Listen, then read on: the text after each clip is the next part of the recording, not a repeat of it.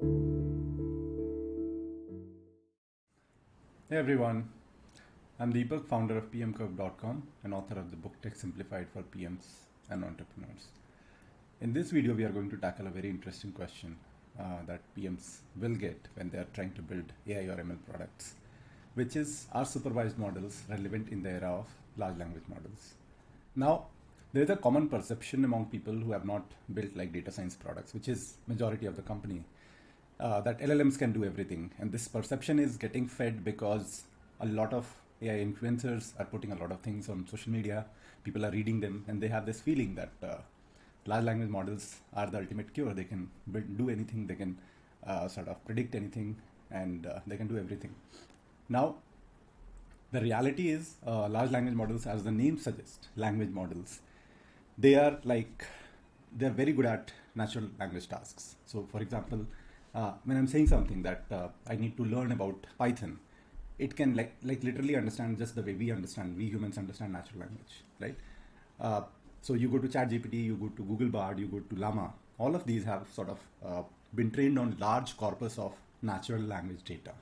And that's why they can understand and process natural language the way we humans speak very, very well. Now, that doesn't mean that they have other capabilities that humans have as well, right? So for example, if a person just understands the language, does not mean they can solve mathematical equations, does not mean they can actually sort of understand what regression is. They can understand a lot of other things which scientists and sort of mathematicians have built over time. And that is why it's important to understand that they have certain limitations and they cannot do what supervised model do very, very well, right? We are going to get into details of what that is and how that is. So supervised models, I think we have created a couple of videos around like what supervised models are, what are their applications, how do you measure performance of supervised models. You can go to the channel and you can actually watch those videos. But what we cover is supervised model actually excel in predictive tasks. For example, one of the common problems that product teams have is knowing what will be the churn for a particular customer, for a particular month or for a particular year, right? So whether a particular customer will churn or not is something that can be predicted using supervised models. And how these churn prediction work out? It's basically based on the user behavior, which is like, is the user trying to go and remove their credit card information from a transactional platform? Or like, do they have certain attributes which matches the other customers in the past who have churned, etc., right? So without going into too much details, the thing is supervised models actually use mathematical formulas and statistical methods to actually predict what percentage of customers will churn and also predict what is the likelihood for a particular customer to churn, right? So just to show it visually, it's basically, it can classify the set of customers that you have into loyal customers who are getting a lot of value from the product and they're at low risk from churning from the sort of product. And then there are customers who are getting high value, but they're also at high risk because of certain traits that these models identified. And then there are people who are low value, high risk, and they're definitely going to churn, right? So by bucketing customers into these different buckets, it can finally give you that, okay, next month, you should expect 10% of your customers to churn out of your monthly customer base. And that way we can actually plan on how many customers we have to onboard to grow X% month on month or year on year, right? So that's what supervised model do. Now, when it comes to these predictive tasks, like predicting whether a customer will churn or not, they require advanced math and statistical techniques, as we already discussed. And that is why LLMs actually today, for example, are not at par with these models at these predictive tasks. LLMs are getting better, like you see, LLMs are getting better at high school maths. They are clearing exams, they're clearing medical exams and all that. So that is true that the capabilities of large language models is going to increase. We are going to create very custom large language models for specific use cases, like Google has created for medical use cases, Google Palm.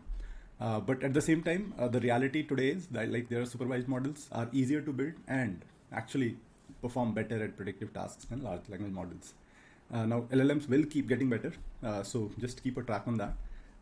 But that day is not here right now.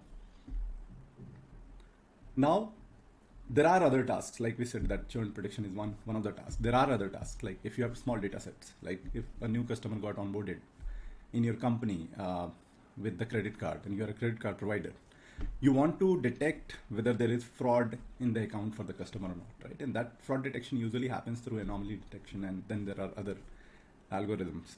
So supervised models also perform better when there are like small data sets, which is like if you feed them a lot of data. Large language models, as the name suggests, they need large data sets. They can actually get better on this, but most of the times when it comes to like companies, they have their own data set which is not that large, right? And that data set cannot be fed because of regulatory reasons also. In this case, for example, credit card data cannot be fed due to regulatory reasons also. So in this case, supervised models actually outperform large language models because LLMs don't get enough data to get trained on such credit card fraud detection. Then there is like even in content moderation, for example, one of the extensions of the thought process that they're good at large language models is they should be great at content moderation, right? Which is like if you go to Reddit, a lot of people are writing abusive replies or abusive posts, and such content is moderated by the community moderators. Such content is actually flagged by the AI models that Reddit has. Now, those are like content moderation sort of tools that a lot of community platforms employ. And these tools usually are looking at natural language, trying to understand whether it's following the community guidelines or not. And then they're removing it or they're letting them stay, right? So when it comes to large language models, the belief can be that, of course, like this is natural language processing, so they should be better than supervised models. But that is not the case. In fact, there's this research paper that got published in January 2024 only, right? Where the cross-mod model, which was published in like 2019, has a 86% accuracy, and that is a supervised model. That model basically looks at which of the sort of chats got removed, which of the posts got removed from a subreddit, and then uses that data, that sort of labeled data, to train itself and then detect any future use cases. So cross-mod has a 86% accuracy, whereas this AI-assisted tool, which is like trained on GPT 3.5, has just 64% accuracy, right? So in this research paper, which I think you can find it here also, right? Investigating content moderation with large language models. In this paper, they definitely sort of talk about why that is happening and what can we do to avoid that from happening, right? So for example, like this is from the conclusion, one potential reason for this is while LLMs are able to reason in a forward direction, which is like I take a set of rules and I actually try to apply those rules on any post that I encounter, right? Crossmod is a reverse direction tool, which is like a supervised tool, right? Which looks at actual content that was removed and then tries to learn the patterns that can be applied to other communities. Now, of course, LLMs can be modified to sort of look at label data and then sort of go and do this content moderation. But so far, like the current breed of LLMs are not suitable for that, and we'll have to make modifications and all to make that happen, right? Now, supervised models, like I said, like they're good at few things as compared to LLMs, but they're also bad at few things as compared to LLMs. And these are like general tasks, you can say, the natural language understanding, like what is the sentiment, what is the sentiment of a particular word or sentence spoken, translating languages, Q&A. They're pretty good at that, like natural language understanding tasks that we humans are naturally good at. LLMs are also good at. Text generation tasks like content creation tools and all, like LLMs are pretty good at. Semantic search, so Bing has integrated GPT 3.5 or maybe GPT-4, I have to check. But Bing has integrated GPT within its like semantic search, which is to say that when you write a query on Bing, it can use, let's say, GPT model, large language model, to understand that query and serve you better results, right? So semantic search is another example because we tend to search in natural language.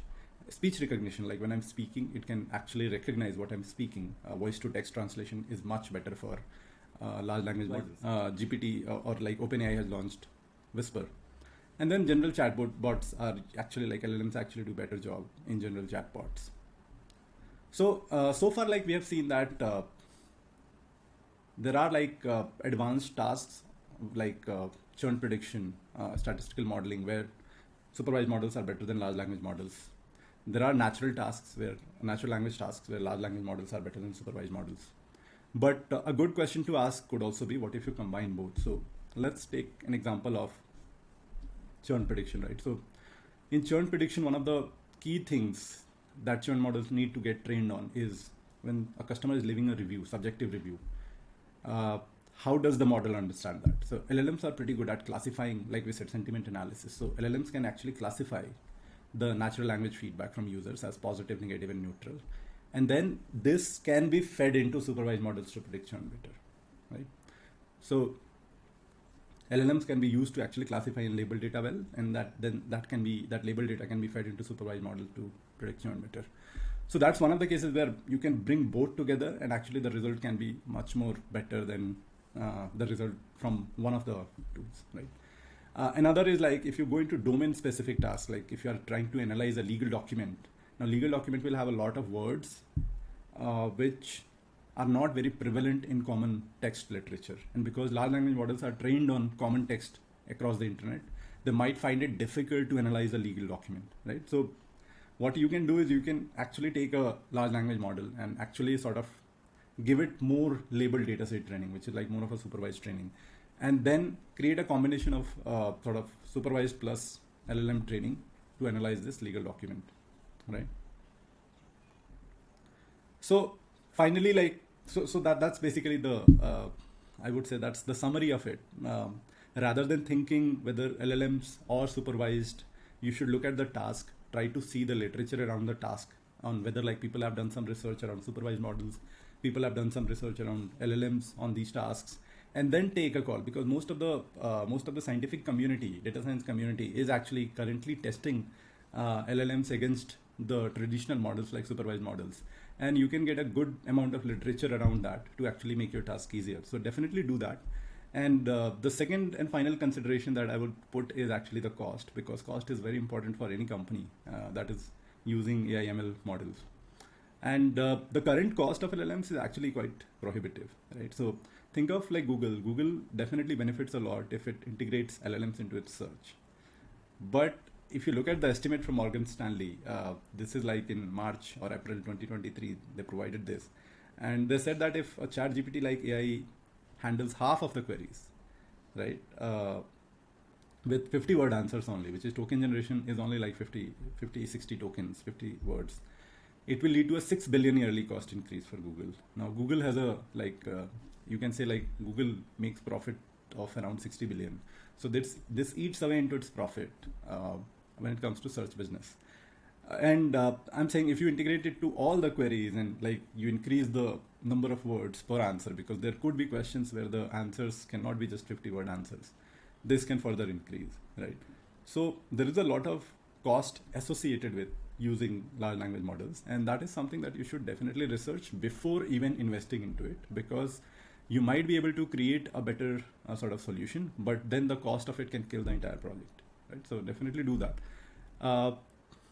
And when you are doing that, don't just go to like OpenAI and Bard and all that. Like these are really large language models. Like these are trained on hundreds of billions of tokens and all. What you can do is you can look at other alternatives that are coming out. Like you can look at open source models. You can like Llama. You can experiment with Hugging Face. You can experiment with like some of the other models available in the market as well. But the thing is, like, you should compare cost. This is one source I have provided, and this should be in the like details of this video. Like go and read the description of the video and you'll find the PPT and you can go to the image source. But the image source, if you go here, right, it actually talks about inference cost of GPU for fine-tuned open source models versus closed platforms. And as you can see, closed platforms are of course like much more expensive than open source models, and then fine-tuning the open source models, right? So if you have a data science team or even a single data scientist, they can actually go through this sort of process and get you a viable option, because in a lot of cases, like I'll just show you, in one case, what it's saying is 1K daily active users, it is costing you $3,000, right? Now, usually if you're a small sort of company, you'll at least have 20K DAUs interacting with and asking queries which you have to answer, and that can cost you a lot of money, right? $60K, which comes to around $500,000. Now, of course, like don't take it on the face value, because see, even for OpenAI, the cost of GPT 3.5 is very different than GPT 4. And it could be possible that you can actually do fine with GPT 3.5. You don't need to go to GPT 4. And the cost difference could be like 1/10 in case of GPT 3 or 3.5 versus 4. So definitely don't just look at this, because this is written by Inferless, and it is saying that Hugging Face plus Inferless is a lot more cheaper. So definitely verify the source and go through like the calculations and all and make your own call. But at the same time, cost should be a very important consideration when it comes to using LLMs. Supervised models that way are actually much lesser costly. Right? So have that in mind. Yeah, that would be all for this video. I think one final update I had to share is we kicked off product sense and strategy cohort just yesterday. Actually, not kicked off. Kicked off is a wrong term. We actually showed the course overview and took a Q&A from the shortlisted candidates. It has gotten good response so far. Around like within 24 hours only, we have 85% of seats full. So thank you for your support around that. And if you're interested in the program, go to pmcurve.com, check it out, and apply there. That would be all for this video. Thank you very much.